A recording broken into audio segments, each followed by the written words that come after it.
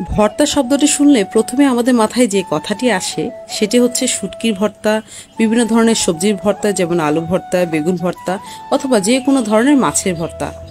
জীবনে কখনো এই ভর্তাটি ট্রাই করে দেখেছেন? যদি না খেয়ে থাকেন তাহলে অনুরোধ করব অবশ্যই একটিবারের জন্য হলেও ট্রাই করার। গ্যারান্টি দিয়ে বলতে পারি আপনার পছন্দের তালিকার শীর্ষে থাকবে এই ভর্তাটি। তো চলুন কথা না বাড়িয়ে জেনে আসি এর প্রসেসটি। এই ভর্তাটির প্রধান উপকরণ হিসেবে কিছু কোরানো নারিকেল বেটে নিয়েছি। তারপর 7 থেকে 8টির মতো হবে আমন্ডের বাদাম এবং কাজু বাদাম ভালো মতো স্ম্যাশ করে নিয়েছি। এরপর দিয়ে দিচ্ছি কাঁচামরিচ। এই মরিচ আপনারা আপনাদের টেস্ট অনুযায়ী ব্যবহার করবেন। কে কতটুকুন ঝাল খেতে ভালোবাসেন সেই অনুযায়ী ঝালটা ব্যবহার করবেন। তারপর এখানে 2টি পেঁয়াজ এবং 3টি রসুনের কোয়া ভালো মতো বেটে নিয়েছি। এবার সবগুলো উপকরণকে একত্রে পুনরায় বেটে নেব যেন মিশ্রণটা খুব সুন্দর এবং পারফেক্ট হয়। এটা বাটার সময় এত সুন্দর একটা স্মেল আসছে যেন এখনই খেয়ে ফেলে আমার একটা ভাব চলে আসছে। এখন এটাকে আমি তেলে ভেজে নেব। তেলে ভাজলে এটার টেস্ট দ্বিগুণ হয়ে যাবে।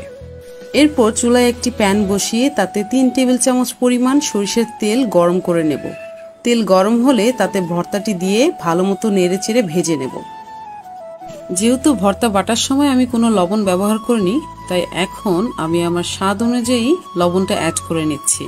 এভাবে কিছুক্ষণ নাড়াচাড়া করবার পর দেখবেন ভর্তা থেকে তেল বের হচ্ছে। এই তেল বের হওয়ার মানে হচ্ছে আপনার ভর্তাটি খুব সুন্দরভাবে ফ্রাই হয়ে গিয়েছে। এখন আমি ভর্তাটিকে নামিয়ে পরিবেশন করব। ভর্তাটি খেতে এত দুর্দান্ত হয়েছিল যে পরিবারের সবাই খেয়ে খুব অ্যাপ্রিসিয়েট করেছে। নিরামিষ একটা ভর্তা এত মজা হতে পারে আসলে কখনো ভেবে দেখা হয়নি।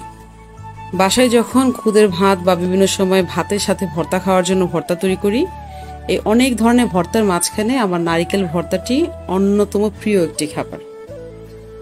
রেসিপিটি পছন্দ হলে অবশ্যই একটি লাইক এবং শেয়ার করবেন। ধন্যবাদ।